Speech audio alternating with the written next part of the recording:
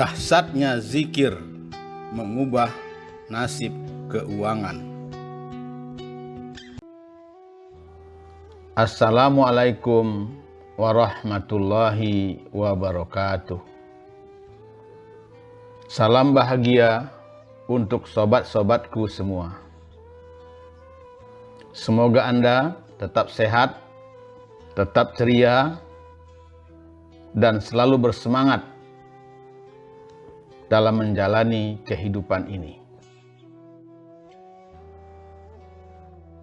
Selamat jumpa lagi di kanal kesayangan kita bersama, Spiritual Solution. Semoga kita bisa berbagi info, pengalaman, dan solusi kehidupan, serta kiat sukses dalam arena bisnis dan keuangan melalui channel ini. Sobatku yang dikasihi sayangnya Allah, dalam hidup keberuntungan mungkin tak selalu ada bersama kita. Ada kalanya kita menjalani hidup yang kurang menyenangkan. Kegagalan, kerugian, jatuh bangun dalam bisnis, perubahan, ketidakadilan adalah beberapa hal yang membuat hidup terasa menyedihkan, sehingga orang menyebutnya ketidakberuntungan atau nasib buruk. Kehidupan manusia memang tidak pernah lepas dari masalah, entah itu masalah pekerjaan, masalah rumah tangga, masalah keuangan, dan lain sebagainya. Begitu satu masalah selesai, masalah lain menghampiri. Seolah-olah hidup hanya untuk menanggung masalah. Namun demikian, sobatku mungkin pernah mendengar pepatah yang mengatakan, tidak ada yang tidak mungkin di dunia ini. Karena itu, jangan menyesali nasib keuangan kita yang buruk hari ini. Berhentilah meratapi kegagalan yang terjadi.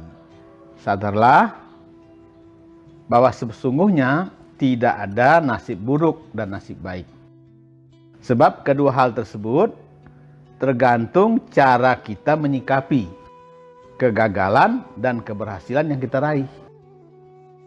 Jadi sobatku yang dikasihi sayangnya Allah, sekalipun tak bisa dipungkiri bahwa untuk mengubah nasib keuangan yang terpuruk tidaklah semudah membalikan telapak tangan.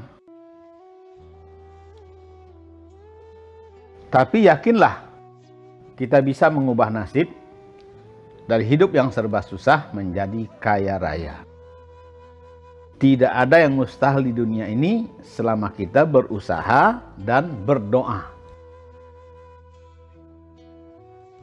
Namun demikian, mungkin saja selama ini kita telah berusaha mengatasi masalah, tapi masalahnya tak kunjung usai. Padahal menurut Anda, seluruh cara sudah ditempuh. Semua energi pun sudah dikerahkan. Namun nasib keuangan belum juga berubah. Mengapa? Sobatku yang dikasihi sayangnya Allah, pada saat berbagai teori ekonomi dan teori bisnis macet, ketika teknik visualisasi pun gagal total, bahkan berbagai teori manajemen pemasaran juga melempem, maka berhentilah sejenak. Stop semua kegiatan. Saatnya kita menyadari bahwa selain mengandalkan strategi bisnis dan keuangan, serta usaha lahiriah secara maksimal, kita juga memerlukan usaha batin yang ampuh dan ajaib agar bisnis lancar dan keuangan kembali sehat. Barangkali selama ini kita lupa akan kekuatan zikir. Padahal energi zikir itu sangat dahsyat. Kekuatan zikir mampu mengubah nasib keuangan yang kritis menjadi surplus. Kata zikir berasal dari bahasa Arab az-zikr, yang berarti mengingat, mengucap, dan berbuat baik. Jadi pengertian zikir adalah mengingat dan menyebut asma Allah seperti dengan membaca tasbih, tahlil, istighfar, maupun sholawat. Jadi saat kita berzikir berarti kita mengingat Allah. Nah, di saat kita mengingat Allah, maka Allah pun menegaskan bahwa Dia pun mengingat kita. Sebagaimana ditegaskan dalam firman-Nya, "Fazkuruni azkurkum." Ingatlah kepadaku, niscaya aku ingat pula kepadamu. Itu firman Allah dalam Al-Quran. Maka pada saat itu terjadilah kontak langsung antara kita dengan Allah. Jadi saling mengingat tadi ya. Maka saat berzikir itu sesungguhnya kita bertemu mentor sejati kita. Atau kita mengadakan kontak langsung dengan mentor sejati kita, yaitu Allah Subhanahu wa Ta'ala. Nah, ibarat orang konsultasi, maka konsultasi ini bersifat privat antara kita dengan Allah di dalam zikir. Di saat itulah kita bisa mengeluarkan semua jenis permasalahan kita dan tanpa hambatan, tanpa cas, tanpa bayaran, atau argo jalan. Jadi, zikir adalah tangga mendekatkan diri kita kepada Allah Subhanahu wa Ta'ala. Melalui zikir, kita bisa memperbaiki diri dan memperbaiki bangsa ini. Saat berzikir, kita menghayati asma-asma Allah dan firman-firman-Nya, sehingga kita merasakan kehadiran Allah dalam kehidupan kita. Allah tidak terlihat karena Dia Maha Gaib. Namun, kita bisa merasakan kehadiran Allah pada diri kita. Dia senantiasa bersama makhluknya, sebagaimana ditegaskan dalam firman-Nya, dan Dia beserta kamu di mana saja kamu berada.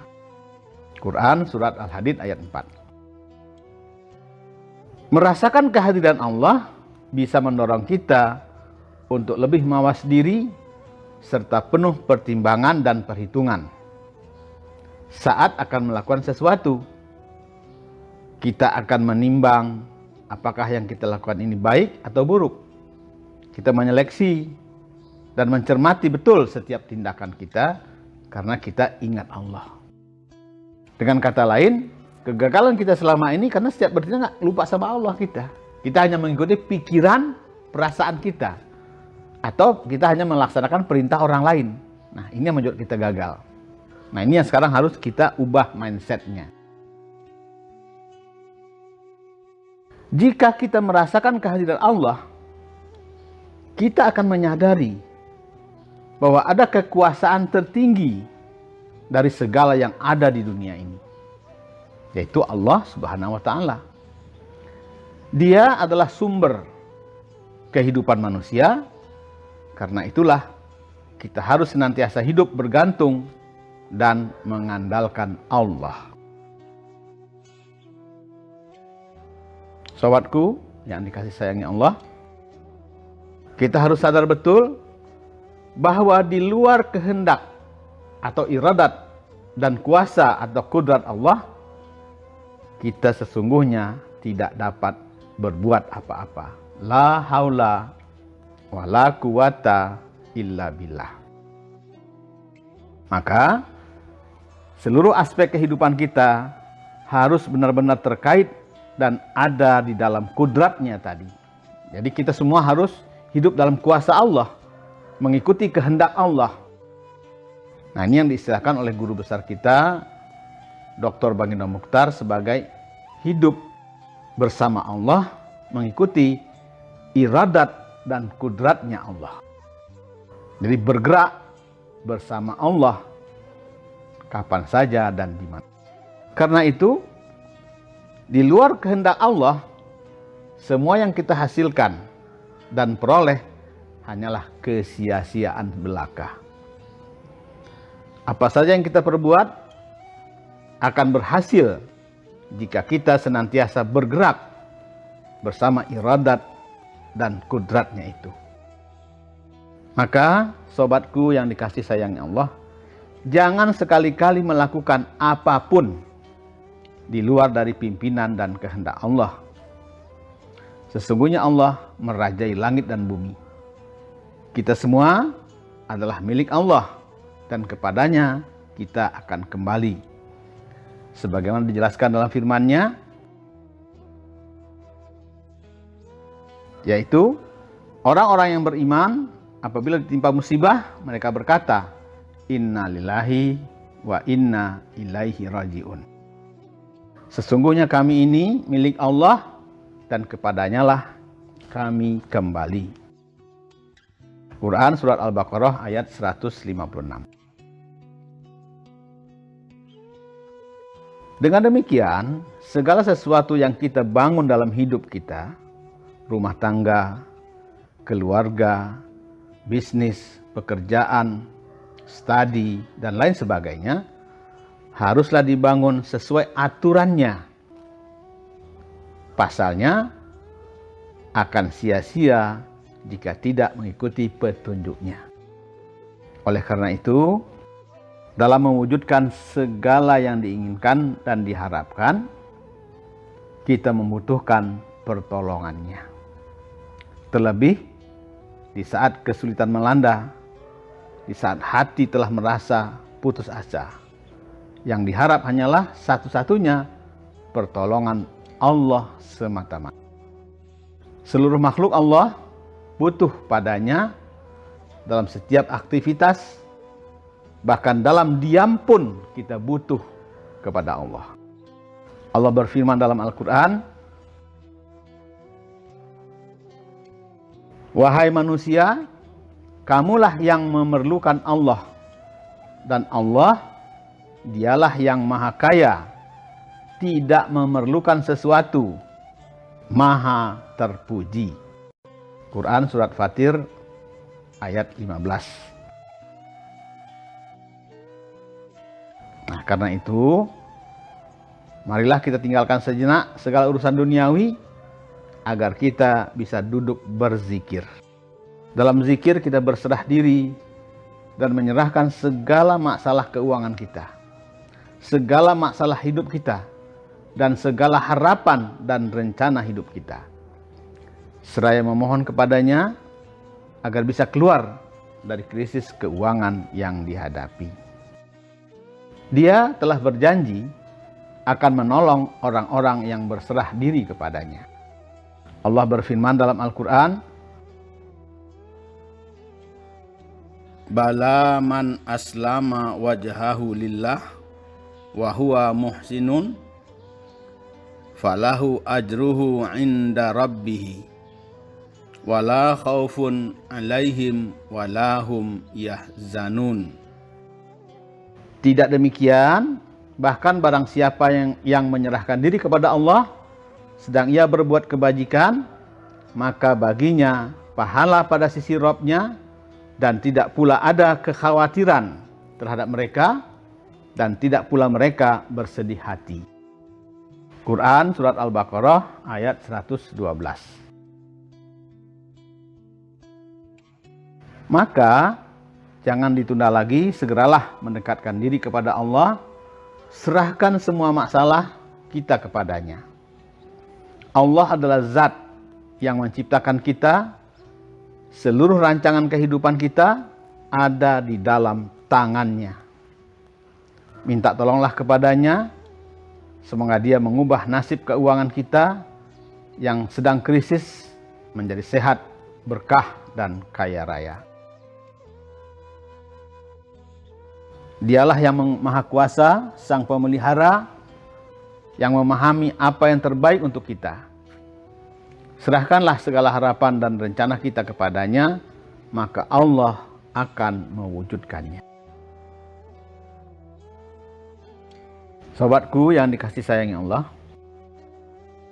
mungkin Anda pernah membaca artikel tentang manfaat zikir. Atau mungkin juga pernah mencoba berzikir.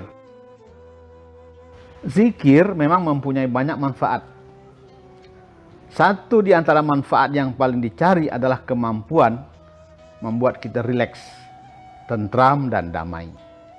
Sebagaimana hal itu ditegaskan dalam firman-Nya.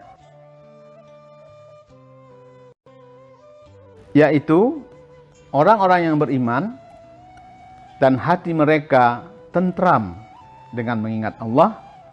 Ingatlah, hanya dengan mengingat Allah hati menjadi tentram. Quran surat 13 ayat 28. Seiring dengan ketenangan hati itu, kita pun memerlukan kejernihan dan kecerdasan pikiran.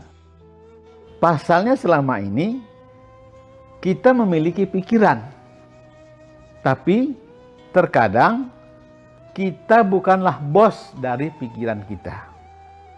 Seringkali pikiran yang menjadi bos kita.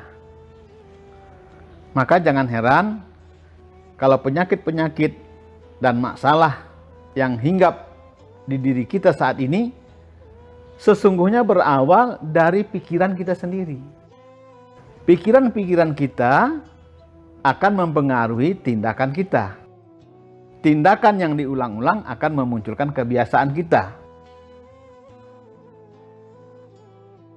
Kebiasaan yang terus-menerus kita lakukan akan menjadi karakter kita. Dan itulah yang akan menjadi nasib kita. Jadi, nasib kita saat ini, entah hidup nyaman, kaya raya, tidak nyaman, atau susah, sesungguhnya bukan takdir kita. Takdir kita hanyalah hasil cara berpikir kita 3 tahun belakangan ini. Nah, jika kita ingin mengubah nasib keuangan kita 5 tahun ke depan, kita perlu memperbaiki cara berpikir kita. Hari ini juga, detik ini juga. Pasalnya, pikiran adalah aset yang paling berharga. Apa yang terjadi dalam pikiran kita bisa membuat kita bahagia atau menderita, sukses atau gagal, energik atau tidak bernyawa. Jadi, kualitas pikiran kita menentukan kualitas hidup kita. Ini yang harus betul-betul kita pahami. Insya Allah, zikir membantu kita untuk mengetahui pikiran kita, menguasai pikiran kita secara halus dan bertahap. Ketika pikiran kita sudah bisa kita kendalikan, hal ini bisa mempengaruhi hal lainnya dalam semua bidang kehidupan kita. Sobat-sobatku yang dikasih sayang Allah, jika Anda sering kehilangan konsentrasi, mudah lupa, atau membutuhkan waktu yang lama untuk mengambil keputusan, maka disinilah Anda perlu berzikir. Duduk dengan tenang, merasakan nafas sendiri dalam zikir, sudah dibuktikan oleh banyak para ahli dalam berbagai penelitian, dapat membantu meningkatkan fungsi otak kita. Zikir yang dilakukan secara teratur diketahui dapat meningkatkan densitas otak, meningkatkan hubungan antar neuron, mengurangi gejala depresi dan kecemasan, mempertajam daya pikir, dan meningkatkan hormon endorfin yang membangkitkan mood positif. Guru mursyid kita, Allah yarham Syekh Nyek Cubada, menegaskan, zikir yang dilakukan secara teratur bermanfaat untuk meningkatkan kemampuan otak untuk memproses informasi dengan cepat. Dengan demikian, zikir dapat meningkatkan fungsi otak hingga ke lapisan korteks yang bertanggung jawab dalam mengendalikan memori, kesadaran, pola pikir, pengambilan keputusan, dan perhatian. Karena itulah, beliau mengingatkan, zikir akan sangat efektif bila dilakukan secara teratur. Zikir setiap 20 menit yang dilakukan 2 kali sehari dapat memberikan manfaat yang signifikan dan perubahannya dapat kita rasakan dalam waktu yang cukup singkat. Teknik zikir al-hikmah. Zikir merupakan sebuah upaya untuk mengingat Allah, mendekatkan diri padanya, dan menjalin komunikasi dengan Sang Pencipta. Dalam zikir, kita menghubungkan pikiran dan tubuh dengan Allah. Melalui zikir, tak hanya menciptakan kondisi fisik yang baik, namun bisa membuang stres, meningkatkan ketenangan dan kejernihan pikiran, serta menumbuhkan rasa bahagia. Dalam tradisi Majelis Dakwah Al-Hikmah, zikir adalah latihan mental yang bertujuan mengontrol perasaan, pikiran negatif dalam diri seseorang. Karena itulah diperlukan kesadaran penuh serta teknik zikir yang tepat. Sebenarnya bakal sulit bagi pemula untuk duduk berjam-jam dalam zikir. Apalagi seiring dengan itu perlu menenangkan pikiran, mengendurkan otot-otot, sehingga mencapai kondisi relaksasi yang mendalam. Namun, secara umum, cara termudah melakukan zikir adalah pasrah diri. Jadi tidak harus konsentrasi, cukup pasrah diri saja. Teknik zikir al-hikmah melatih untuk menjadi sadar pada pikiran dan emosi diri sendiri pada saat sekarang, bukan masa lalu atau bukan masa depan. Jadi sadar keberadaan kita hari ini di mana kita sedang berzikir. Jadi tujuan teknik zikir al-hikmah yaitu menjadi penuh perhatian terhadap segala hal dalam hidup kita. Sehingga kita jadi terbangun, benar-benar sadar dan hadir, serta terbuka hati dalam melakukan segala hal. Yang perlu kita lakukan hanyalah duduk di tempat dengan tenang, dalam posisi yang nyaman, kemudian tarik nafas dalam-dalam, dan tahan semampunya, hingga beberapa detik kemudian lepaskan kembali dari hidung. Seiring masuk dan keluarnya nafas dari hidung, sebutlah Allah, Allah, Allah dalam hati. Jadi inti dari zikir adalah mengingat Allah serta menyebut namanya seraya merasakan nafas kita sendiri. Lakukan dengan teratur untuk mendapatkan manfaat yang besar bagi kesehatan dan kecerdasan otak kita. Adapun teknik zikir al-hikmah secara lengkap dapat Anda simak pada link zikir yang dilampirkan dalam deskripsi video ini. Semoga uraian ringkas ini bermanfaat bagi kita semua.